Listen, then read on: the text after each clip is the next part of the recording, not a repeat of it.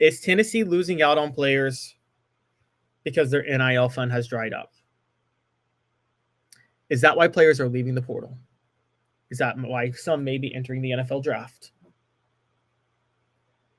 It is a weird question to ask because I thought NIL was going to be the great neutralizer for a program like Tennessee's that doesn't have the best talent inside its state and oftentimes has to go out to get talent.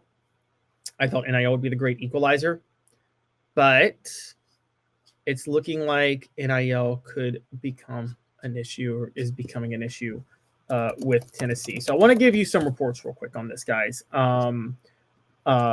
because this may not be something you want to hear, but On3 reported 2 years ago that Spire Sports had the largest NIL collective.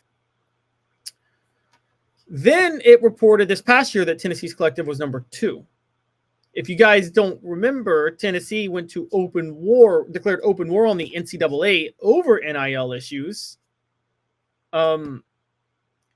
back in January with the Nico Iamaleava lawsuit, which basically effectively killed any regulations on NIL. Well, then we have what happened this year, and Tennessee may have nuked itself. Brad Crawford of 247 Sports reported earlier this month, back in December 10th, NIL collective funding rankings. And Tennessee was 1, 2, 3, 4, 5, 6, 7, 8, 9. Tennessee was down at number 15 at 11.6 million spent. Texas was number 1 at 22.2 million. Ohio State was number 2 at 20.2 million. LSU number 3 at 20.1 million. Georgia number 4 at 18.3 million. Texas A&M number 5 at 17.2 million. Michigan number 6 at 16.3 million. Alabama number 7 at 15.9 million. Florida number 8 at 15.9 million. Clemson number 9 at 15.2 million. Oklahoma number 10 at 14.8 million. Penn State number 11 at 13.79 million. Indiana number 12 at 13.6 million. Michigan State number 13 at 13 million. Virginia number 14 at 12.78 million. And Tennessee at number 15 at 11.6 million. That is shocking. They're 8th in the SEC among those teams. By the way, of that 11.6 million, don't forget $2 million a year is going to Nico at a bare minimum. Did Tennessee overspend early in the NIL age, and now are they running out? Is their NIL revenue drying up? Look, we know Danny White has done some things to try to add in NIL revenue. Danny White added the talent fee on season tickets for next year. A lot of people didn't like it, but this is the age we're in. There have been a lot of efforts to increase NIL funding for Tennessee, leading to the idea that NIL is not what it needs to be at for Tennessee, honestly. If that's the case, Tennessee's in big trouble. Tennessee's in big trouble because Tennessee, more than any other school trying to compete at a high level, outside of maybe Nebraska, of the blue bloods of college football, that is, needs the NIL revenue.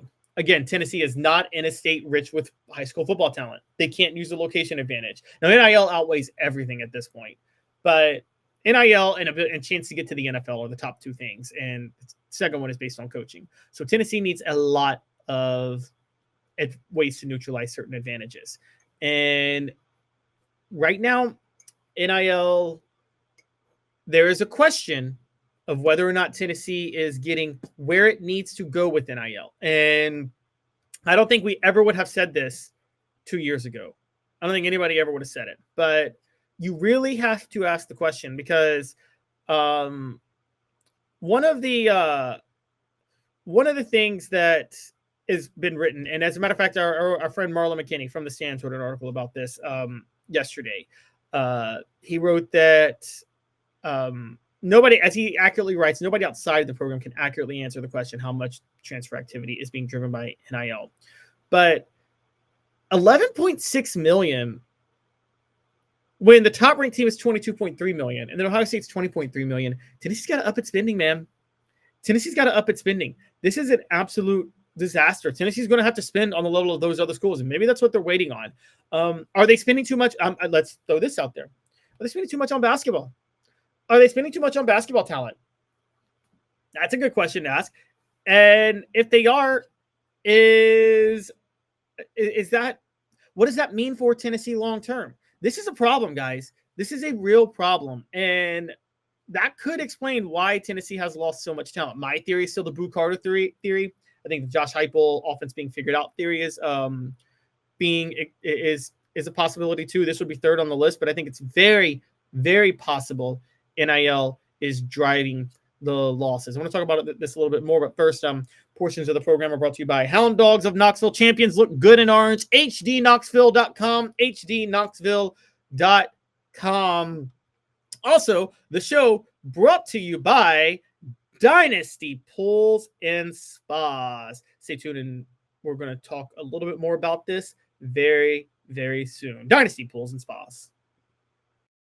Dave Hooker here for Dynasty Pools and Spas, your home for the best spas and everything you need to jump right in. Relaxing, therapeutic, absolutely. But what sets Dynasty Pools and Spas apart from others is that you get everything with any spa purchase. You get the cover lift, the steps, delivery, and chemicals. When Dynasty Pools and Spas delivers your spa from their Athens location within 125 miles, you'll get your own personal hydrotherapy spa. Mention me, Dave Hooker, or Off the Hook Sports, and get $500 off your top quality new spa. Dynasty Pools and Spas, just off the Athens exit. Drop in and receive a free gift from Off the Hook Sports, Dynasty Pools and Spas. Mention Off the Hook Sports for a drop-in prize and that $500 discount, Dynasty Pools and Spas. To check out some of the Dynasty Spa models and to buy spa chemicals, go to dynastypoolsandspas.com. All right, welcome back to the program. Again, coming out with these NIL figures that Tennessee is trailing in, some of these look very, very disturbing. I mean, Tennessee was trailing Virginia in the ACC, guys. I mean, that's crazy. How are they trailing Virginia? They shouldn't be trailing Clemson. I get it, trailing Ohio State and Texas is one thing, but you shouldn't be trailing Ohio State and Texas they shouldn't be doubling your NIL spending, which they're doing. It's crazy. We've laughed at Florida's NIL collective. They seem to have gotten it together. That's why they're dominating right now on the recruiting trail. They're having a lot of momentum. We're going to just have to start asking the question, what is going on with the NIL? What is going on with Tennessee and NIL collectives? If Tennessee doesn't get this together, this is going to become a major issue. And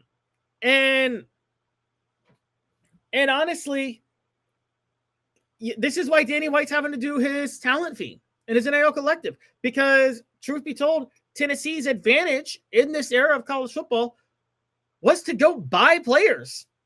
That's how you do it.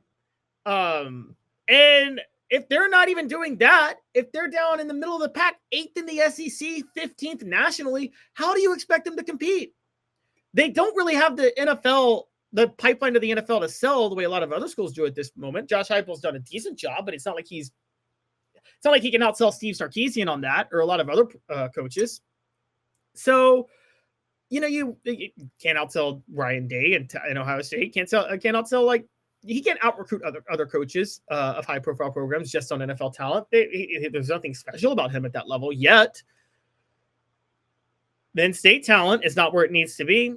So, again, the only real question becomes, where does Tennessee get an advantage? This is a rumor. We don't have it confirmed. But Brad Crawford of 247 Sports did report it. And so Tennessee is going to have to open the checkbook, honestly. If that's the case, Tennessee is going to have to open the checkbook. I am ranking the most important issues of why I think Tennessee got hit in the transfer portal. First off, I think it's possible. My biggest, outside of the ones that left because they weren't playing, okay, which is you're going to get hit with a lot of those. But the Squirrel White, Mike Matthews one stood out. What happened? Number one, Boo Carter, I think is the most likely. We've already talked about that. Number two, I think there was a concern about this offense that was a magnet for receivers a year ago that no longer is. And I think you can see that with Lincoln Riley losing players. You can see how Jeff Lebby has struggled at Mississippi State. I think there's a belief that the veer and shoot offense has been figured out. And then number three, though, the most likely one would be NIL. It's the only thing I can think of, guys. So Tennessee's going to really have to address this. It's definitely a concern. I really don't think it's a debate at this point.